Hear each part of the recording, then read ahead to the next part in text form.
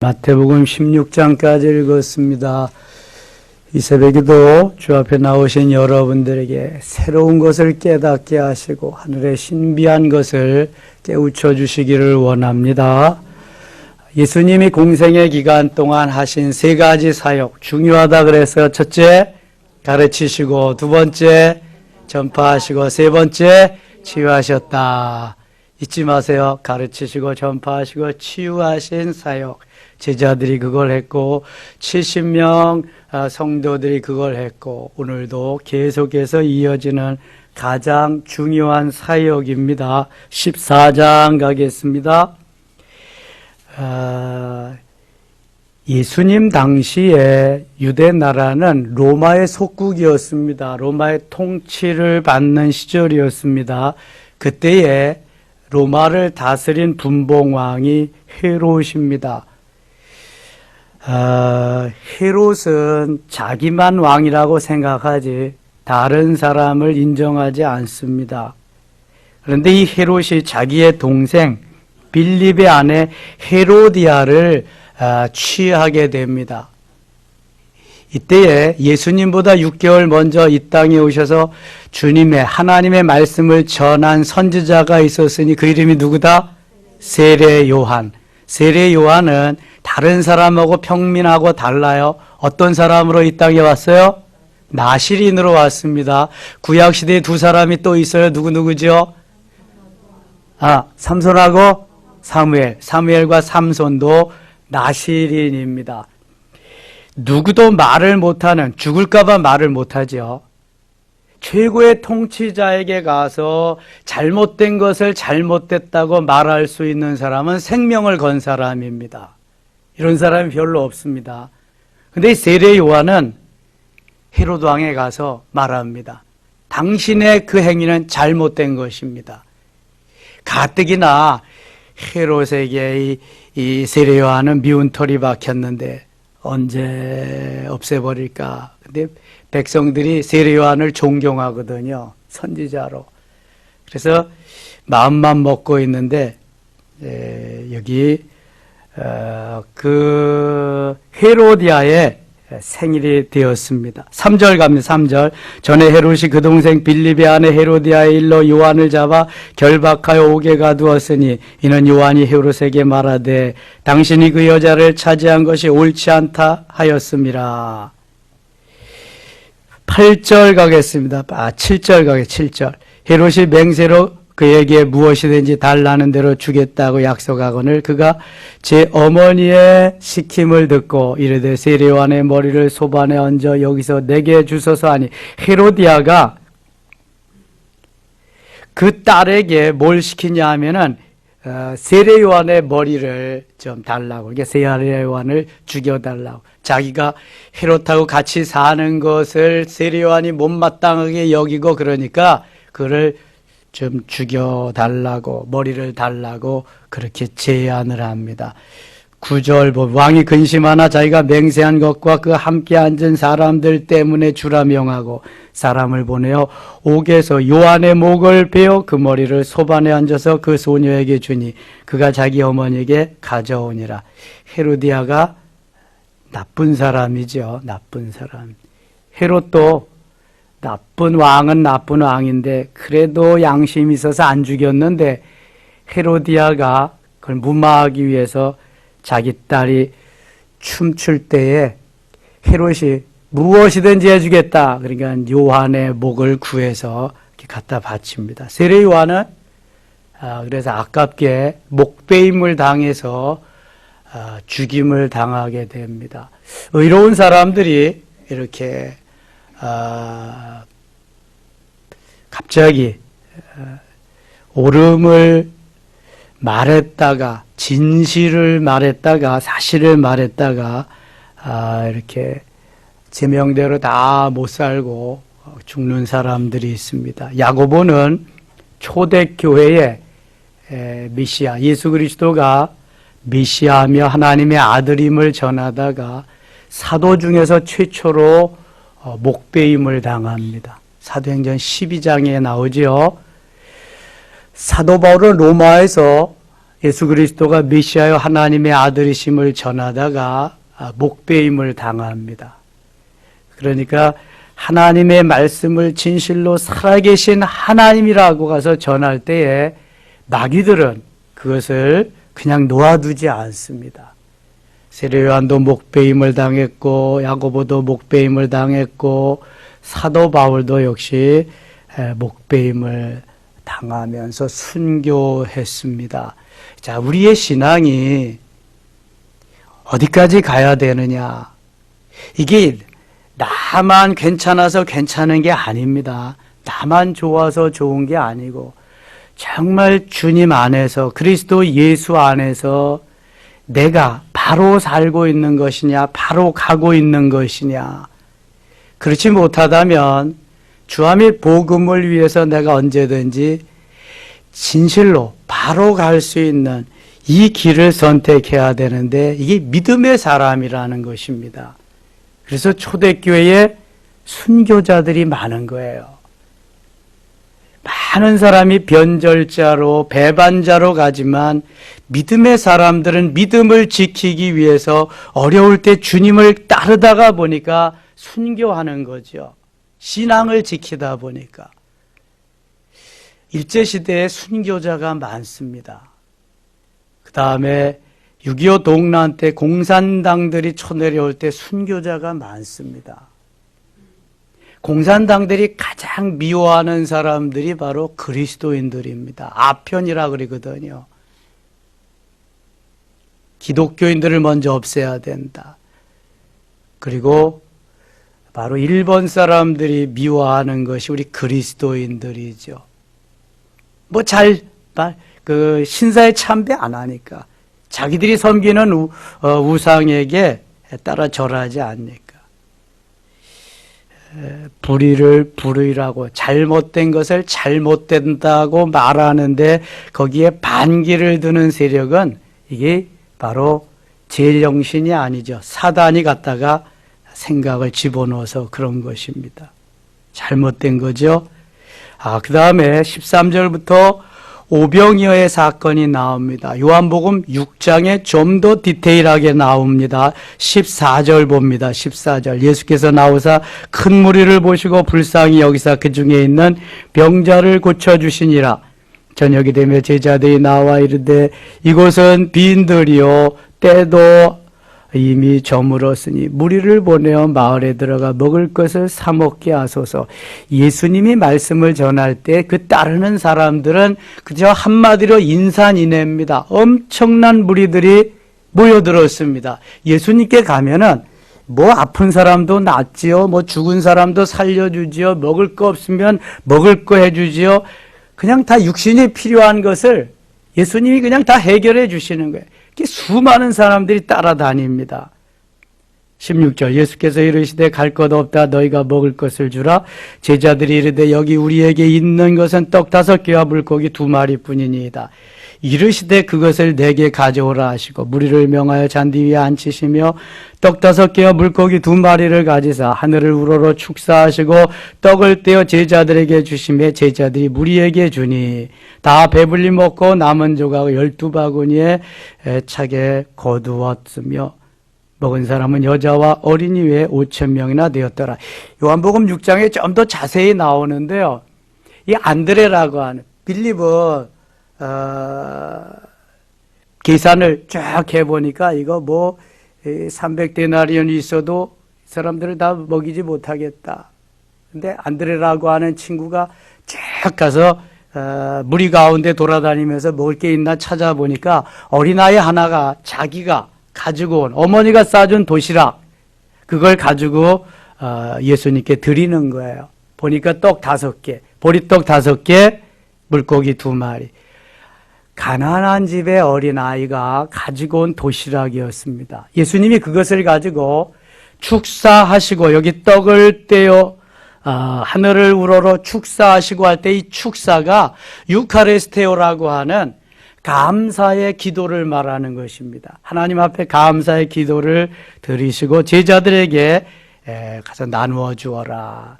어린아이가 먹을 분량의 그러한 도시락이었지만 예수님이 하나님 앞에 감사의 기도를 드리고 나누어 주라 할 때 제자들이 가서 나누어 주니까 거기에서 먹은 사람이 몇 명이다? 5,000명, 5,000명. 여인들과 20세 아래의 남자아이들은 포함이 되지 않습니다. 20세 이하는 무조건 포함 안 되고 여자들 포함 안 되고 5,000명. 대개 4배를 잡는데 그러면 2만 명이 여기에서 다 배불리 먹고 남은 조각이 남은 것이 얼마나 됐다? 12바구니, 12광주리에. 여러분 한번 생각해 보세요. 내가 먹을 도시락이야. 이거 어린아이가 먹을 도시락인데 이것이 내가 먹으면 그냥 내가 먹고 끝나는 거야. 그런데 예수님 앞에 드렸더니 예수님께서 그것을 축사하시고 감사의 기도를 들으시고 예수님이 축복하실 때에 그 오병이요 보리떡 5덩이와 물고기 2마리는 5,000명을 2만 명을 먹이고도 12광주를 남겼어요. 자, 이게 병자가 오병, 병자가 떡병자입니다. 떡병자. 떡은 누구를 의미한다 그랬어요? 예수예요. 요한복음 6장 48절에 내가 곧 생명의 떡이니라. 이 오병이의 사건을 일으키시고 주님이 떡에 대해서 말씀하시는데 너희들은 지금 육신의 떡을 먹었지만 내가 생명의 떡이다. 정말 너희 영혼을 위해서는 생명의 떡을 먹어야 되느니라. 그거 연결해서 요한복음 6장에서는 계속 말씀하시거든요. 참 성경이 재밌습니다. 그래서 쭉 이어지게 되었거든요. 그래서 육신은 떡을 먹고 살고 영혼은 하나님의 말씀인 생명의 떡을 먹고 산다. 그거 가르쳐 주는 거예요. 그래서 2만 명이 먹고도 12광주리가 남았다. 자, 이걸 보면은 내가 해야 될 일, 우리가 해야 할 일과 그분이 주님이 하실 일이 있어요. His part, our part. 그분의 몫과 우리의 몫이 있어요. 예수님이 하실 그러한 부분과 내가 해야 될 부분이 있단 말이죠. 오늘 새벽에 와서 엎드려서 기도해. 이거 이렇게 빼놓고 이렇게 해서 쫙 기도. 아버지 감사해요. 이거 고쳐주셔서 고맙습니다. 저는 처음에 이거 그냥 이렇게 손가락 장애인으로 제가 병신이란 말 할까봐 자꾸만 나와가지고 자꾸 장애인을 지금 입력시키고 손가락 장애인 될까봐 그랬는데요. 그래도 어쩔 수 없이 살려고 그랬는데 고쳐주셔서 고맙습니다. 정말 불가능한 것 같았는데 주님 붙여주셔서 고맙습니다. 그랬더니요 주님이 뭐라 그러시나세요? 야, 너 그거 손가락 구부러진 거 가지고 안수해주고 그래봐라. 사람들이 뭐라 그러겠나? 아유, 당신 손이나 좀 고치세요. 우리 안수해 주려고 그러지 말고 제대로 보고 와서 닦겠냐, 믿겠냐? 나를 위해서, 나의 영광을 위해서 내가 했느니라. 하나님의 영광을 위해서 고쳐주시는 거예요. 하나님 영광.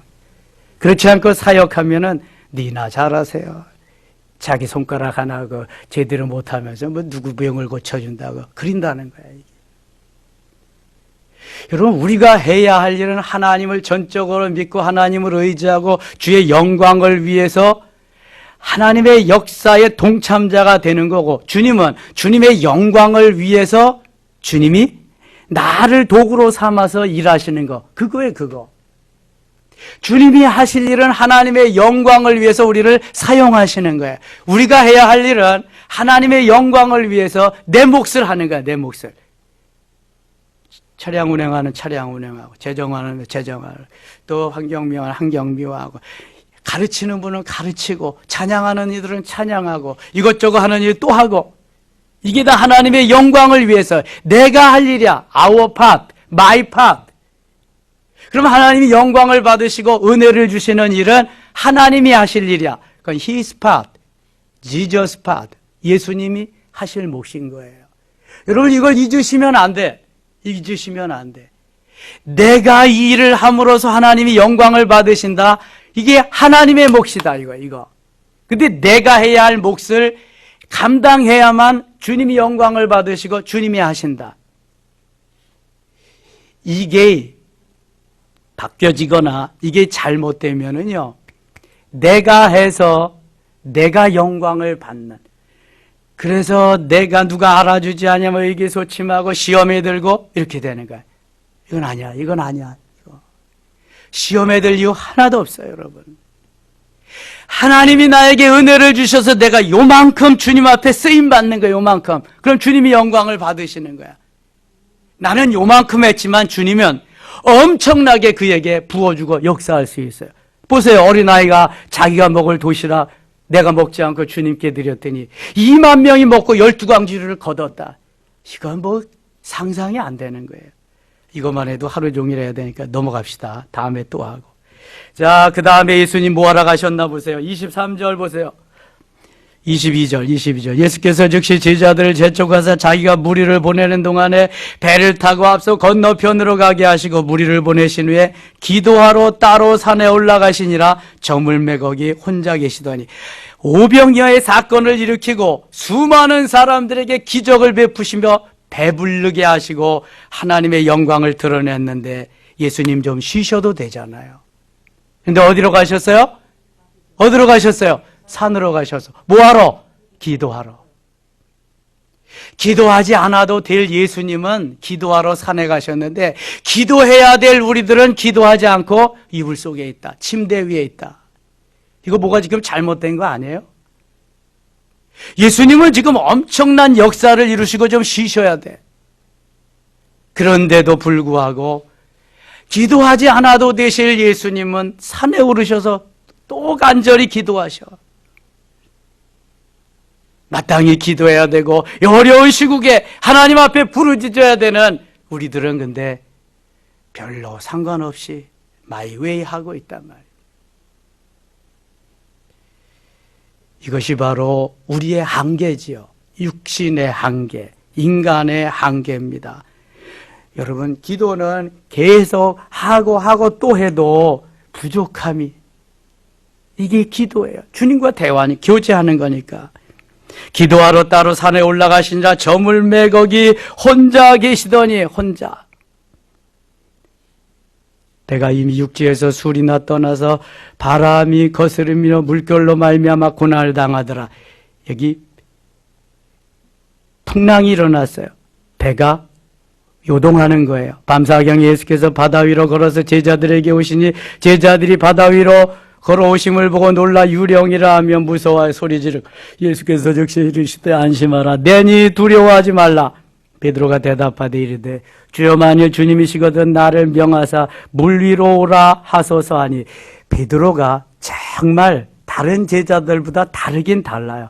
두려워서 다들 떨고 있는데 예수님이 나다 두려워하지 마라 그러니까 선생님 저도 물 위로 한번 걷게 해주세요. 베드로가 대답하여 이르되 주여 만일 주님이시거든 나를 명하사 물 위로 오라 하소서 하니 나도 좀 물 위로 걷게 하소서 이렇게 베드로가 예수님에게 말씀드려요. 그러니까 이 30절 봅니다. 30절 바람을 보고 무서워 29절 오라 하시니 베드로가 배에서 내려 물 위로 걸어서 예수께로 가되 오라 하시니 예수님이 베드로에게 와라 오라 그랬더니 베드로가 배에서 내려 물 위로 걸어서 예수께로 가되 사람이 물 위로 걷는다. 물이 조금 있는 곳이 무릎까지 허리까지 차면은 걸을 수 있죠. 그런데 지금 배가 지나가는 바다다. 걸을 수 있을까요? 없을까요? 걸을 수 없죠. 그런데 베드로가 어떻게 걸을 수 있었을까요? 예수님만 바라보고 가니까 걸을 수 있는 거예요. 예수님이 걸으라 그랬으니까. 예수님 베드로 죽이기로 작정하셨나요? 걸으라 그랬으니까 예수님만 바라보고 가니까 걷는 거야, 물 위를. 그런데 이게 땅이 아니네. 베드로가 오니까 풍랑이 치고 물이잖아. 바람을 보고 물을 바라보고 세상을 바라보는 순간 베드로는 물속에 빠지게 됩니다. 예수님 말씀하십니다. 바람을 보고 무서워 빠져가는지라 소리질러 이르되 주여 나를 구원하소서 하니 예수께서 즉시 손을 내밀어 그를 붙잡으시며 이르시되 믿음이 작은 자여 왜 의심하느냐. 믿음이 적은 자 왜 의심하느냐 하시고 배에 함께 오르매 바람이 그치. 자, 믿음이 작은 자 왜 의심하느냐. 성경은 기적을 일으킬 때 내 믿음대로 되라. 내 소원대로 될지냐. 내 믿음이 크도다. 내 소원대로 돼. 이렇게 말씀합니다. 믿음이 적으면 기적을 이룰 수가 없어요. 믿음이 적으면 내 것을 주님 앞에 제대로 드릴 수가 없어요. 믿음이 적으면 내 것을 지키기에 너무 바빠요. 믿음이 적으면 기적을 일으킬 수가 없어요. 기적은 믿음으로 일어나는 거예요. 믿음으로. 그래서 예수님이 계속 말씀하시는 것이 내 믿음이 크도다. 내 믿음대로 될지어라. 말씀하는 믿음으로. 베드로가 예수님만 바라보고 가는 믿음이 있을 때 무리를 걸었지, 베드로가 세상을 바라볼 때는 이미 물속으로 빠져드는 거예요. 어떤 분이 우리 목사 찬양단에서 보내왔구나. 어떤 사람이 무리로 막 뚜벅뚜벅 걸어가는 거예요. 무리로. 사람이야 신이야. 내가 어떻게 편집했겠죠. 사람이 무리로 어떻게 걷겠어요. 근데 방법은 있어요. 가르쳐 드릴까요? 한 발을 디뎠을 때 한 발이 물에 빠지지 않게 다시 한 발을 옮겨 놓는 거지. 그러니까 빠지지 않게. 그럴 수 있는 사람이 있다 없다? 아무도 없죠. 무리로 걸을 수 있는 사람은 없는 거야. 예수님 빼놓고는. 베드로가 유일했는데 베드로의 믿음이 작기 때문에 다시 물속으로 빠져들었어요. 여러분, 큰 믿음을 가지셔야 돼요. 마가복음 5장에 보면은 내가 예수님의 옷자락만 붙잡아도 나으리라 하는 혈루병 여인이 정말 예수님 옷자락 붙잡으니까 다 낫잖아요. 15장 갑니다. 15장 21절 가나안 여인의 치료함이, 가나안 딸 치료함이 있어. 예수께서 거기서 나가서 들어와 시돈 지방으로 들어가시니 가나안 여자 하나가 그 지경에서 나와서 소리질러 이르되 주 다윗의 자손이여 나를 불쌍히 여기소서 내 딸이 흉악하여 귀신 들렸나이다. 귀신 들린 땅을 예수님 앞에 드리고 와서 고쳐달라 그러니까. 24절 예수께서 대답하여 이르시되 나는 이스라엘 집에 잃어버린 양 외에는 다른 데로 보내심을 받지 아니하였느니라 하시니 여자가 와서 예수께 절하여 이르되 주여 저를 도우소서. 나는 이스라엘 백성들만 고쳐주고 함께하지 너 같은 이방 여인들하고는 내가 상관을 안 한다. 그래. 가나안은 가나안 땅의 원주민들이거든요. 마가복음 7장에 보면 수르보니게 여인이라고 나와요. 수르보니게는 현재 예수님 시대의 지역 이름이고 가나안은 옛날 이름이에요. 가나안 지방의 수르보니게라고 하는 그러한 그 고장 지역에서 있었던 일을 말하는 거예요. 여자가 와서 예수께 절하며 주여 저를 도우소서. 대답하여 이르시되 자녀의 떡을 취하여 개들에게 던짐이 마땅하지 아니하니라. 너는 개 같은 여자니까 줄 수가 없다. 이렇게 말해요. 그러면 웬만한 사람은 다 뒤집어지죠, 속이. 개 같은 년이라고 그러니까 뒤집어지는 거 아니겠어요, 이거? 27절 같이 읽어요. 여자가 이르되 주여 올소이다마는 개들도 제 주인의 상에서 떨어지는 부스러기를 먹나이다. 이 여인의 믿음이 이만큼 크다는 거예요. 웬만한 사람들은 다 뒤집어져 가지고 그래 나 개 같은 여자. 당신은 뭐요? 한마디 할 텐데 이 여자는 오직 딸의 귀신 들림을 치료하는 목적이 거기에 있기 때문에 내가 개 같은 여자든 소 같은 여자든 상관이 없어. 내 딸 고침만 받으면 되는 거야. 자, 주님 앞에 나올 때, 교회에 올 때는 뭘 다 빼놓고 오라 그랬어요? 배아를 다 빼놓고 오라, 배아를. 문제가 뭐냐 하면은 내 자존심이거든요. 내 자존심. 여러분, 자존심으로 살면 안 돼. 주존심으로 살아요, 주존심. 주님이 내 안에 계시고 내가 주님과 함께 하는데 우리는 주님은 온데간데 없고 나 자, 내 고집, 내 존심으로만 산다니까요. 그래서 말도 많고 탈도 많고 교회에서 다툼이 있는 거야. 세상 사람들은 술 한 잔 먹고 풀어버려. 그런데 교회에서는 예수님이 오셔도 안 돼, 이거는. 그러면 자존심 때문에. 언제 해결되느냐? 나는 개 같은 여자입니다. 내가 개 같은 여자보다 더 못한 여자입니다. 이쯤 되면 해결이 되는 거야. 이쯤 되면. 나 때문으로소이다. 내 탓이오를 하면은 문제는 다 해결돼. 근데 내 탓이오가 없어. 다 내 탓이오고 당신이 잘못해서 그렇지. 이게 문제예요. 부부간에도 부모와 자녀간에도 교우간에도 이웃간에도 모든 문제가 내 탓이오면 문제가 없어요. 내 탓이오. 당신 때문이니까 문제가 그때부터 생기는 거거든요. 예수님 뭐라 그래요? 여자야, 내 믿음이 크도다. 내 소원대로 되리라. 예수님이 달아보시는 거예요. 테스트해 보시는 거예요. 고쳐주지 않으려고 하는 게 아니라 고칠 만한, 딸을 치료할 만한 믿음이 있느냐, 믿음의 그릇이 준비되어 있느냐, 이거 보시는 거예요. 이거. 무리를 걷는 것도 믿음이고 딸의 질병을 치료하는 것도 믿음이고 모든 게 믿음이에요. 믿음. 16장 가겠습니다. 16장 16절입니다. 시몬 베드로가 대답하여 이르되 주는 그리스도시요 살아계신 하나님의 아들이십니다. 예수님이 제자들에게 묻습니다. 내가 누구라고, 나를 누구라고 아느냐. 그래, 세례 요한, 또 엘리야, 어떤 사람은 예레미야, 선지자 중에 하나라고 합니다. 그럼 너희는 누구라고 그랬느냐? 누구라고 믿느냐? 베드로가, 역시 베드로지요. 언제든지.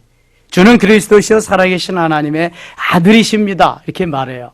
그랬더니 예수님이 바요나 시모나 내 복이 있도다. 이를 내게 알게 하니는 혈육이 아니요 하늘에 계신 내 아버지시다.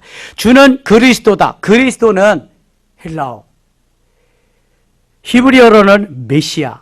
그 뜻은 기름 부음을 받은 자라. 기름 부음을 받는 사람은 구약의 제사장, 선지자, 그 다음에 왕. 세 직분은 반드시 기름 부음을 받아야 돼. 예수님은 제사장이요 선지자요 왕의 기름 부음을 받고 이 땅에 오신 분이에요. 주는 그리스도시요 살아계신 하나님의 아들입니다.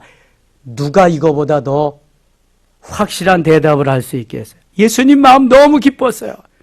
바요나 시모나 내가 복이 있도다. 이를 내게 알게 하니는 혈육이 아니요 하늘에 계신 내 아버지시다. 그러면서 베드로에게 이렇게 또 말씀하십니다. 18절 내가 네게 이르노니 너는 베드로라. 내가 이 반석 위에 내 교회를 세우리니 음부의 권세가 이기지 못. 너는 베드로, 베드로라고 하는 이름이 반석이라는 이름이야. 반석 위에 교회를 세우겠다. 음부의 권세가 이기지 못하겠다. 엄청난 놀라운 그러한 은혜를 주십니다. 19절 내가 천국 열쇠를 내게 주노니 내가 땅에서 무엇이든지 매면 하늘에서도 매일 것이 내가 무엇이든지 땅에서 풀면 하늘에서도 풀리리라. 이것은 뭐 누구에게도 말씀하지 아니한 것을 베드로에게 말씀합니다. 베드로는 엄청난 복받은 그러한 인생이죠. 제자 중에 제자라고 할 수 있어요. 수제자 맞지요. 그런데 보세요. 잠깐입니다. 이게 21절 이때로부터 예수께서 자기가 예루살렘에 올라가 장로들과 대제사장들과 서기관들에게 많은 고난을 받고 죽임을 당하고 제3일에 살아나야 할 것을 제자들에게 비로소 나타내시니 베드로가 예수를 붙들고 항변하여 이르되 그리 마옵소서 일이 결코 죽게 미치지 아니하리이다. 베드로는 예수님 때문에 뜨고 예수님 때문에 그저 그냥 모든 것이 다 형통하게 우쭐대고 예수님 때문에 베드로가 사는데 예수님 이제 곧 죽으러 가신다는 거예요. 예수님 죽어보세요. 베드로도 끝나는 거예요. 오병이어의 사건, 죽은 자 살리고 병든 자 고치고 이거 뭐 다 없어져 버리잖아. 그러니까 베드로는 예수님이 돌아가시면 안 돼. 돌아가시면 이런 일이 죽게는 있어질 리가 없습니다. 그리하지 마옵소서. 베드로가 예수를 붙들고 항변하여 주여 그리 마옵소서 일이 결코 죽게 미치지 아니하리라. 23절 같이 읽겠습니다. 예수께서 돌이키시며 베드로에게 이르시되 사탄아 내 뒤로 물러가라. 너는 나를 넘어지게 하는 자로다. 내가 하나님의 일을 생각하지 아니하고 도리어 사람의 일을 생각하는도다 하시고 사탄아 내 뒤로 물러가라. 조금 전까지만 해도 베드로에게 엄청난 그냥 하늘을 날아갈 듯한 축복의 말씀을 주셨어요. 그런데 잠시 후에 사탄아 내들어 물러가라. 자, 베드로는 반석입니다. 그런데 이 반석 같은 베드로가 잠시 후에 뭘로 바뀌어요? 사탄으로. 여러분, 베드로와 사탄은 종이 한 장 차이입니다. 종이 한 장. 그죠? 뒤집으면 베드로고 뒤집으면 사탄이요. 우리 마음이 그렇다는 거예요. 사탄일 수도 있고 베드로일 수도 있는 거예요. 오늘은 베드로인데 내일은 사탄일 수 있고요. 지금은 베드로인데 잠시 후면은 사탄일 수도 있다는 거예요. 내 마음 나도 몰라. 주님만 아시는 거예요. 그래서 함부로 서원하는 것도 아니고요. 믿음은 계속 견고하게 자라나야 돼. 영성으로 계속해서 든든히 세워져야 되는 거예요. 좋을 땐 간이라도 다 빼어주지만 조금 마음이 틀어져 보세요. 불편해 보세요. 좋은 얘기 하나도 안 합니다. 섭섭했던 얘기 그저 없는 것까지도 있는 것처럼 다 만들어서요. 이게 내 마음, 우리의 마음이에요. 베드로가 그랬다니까요. 다른 사람 얘기할 거 하나도 없어요. 다 우리의 심보니까 이게. 근데 언제 변해요, 이 베드로가? 언제 변해요? 오순절 때 변합니다. 오순절 사건은 그래서 필요한 거예요. 우리의 신앙에, 우리의 삶의 터닝 포인트가 되기 때문에 그래서 중요한 거예요, 오순절. 오순절을 경험하지 못하면 그래서 다 가짜인 거예요, 이거요. 예수님 오병이어 사건 때만 해도 2만 명이 모였어요. 2만 명. 얼마나 많은 사람들이 예수님을 계속 쫓아다녔는지 몰라요. 오순절 사건 때 마가의 다락방에 예루살렘 성전 후에 되죠. 마가의 다락방에 모인 사람이 모두 몇 명이에요? 120명. 수만 명이 예수님 인산인해를 이루고 따라다녔는데 그때 예수님 말씀하실 때 그때 120명밖에 없었어요. 그 120명이 다 순교합니다. 120명으로 이루어집니다. 초대교회가 계속해서 안디옥 교회로 이루어지고요. 여러분 이겁니다. 이거. 지금 한국교회가 계속해서 내리막길을 걷고 있잖아요. 조금 더 이상할 거 없는 거예요. 오순절을 경험하지 못하면은요, 추풍 낙엽되는 겁니다, 이거는.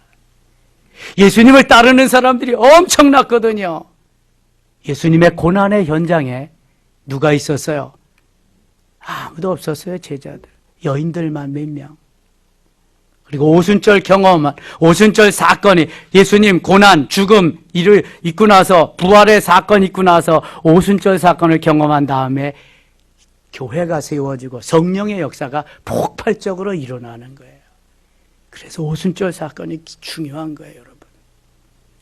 베드로냐, 사탄이냐, 선택은 내가 하는 겁니다. 물론 성령께서 은혜를 주셔야 됩니다.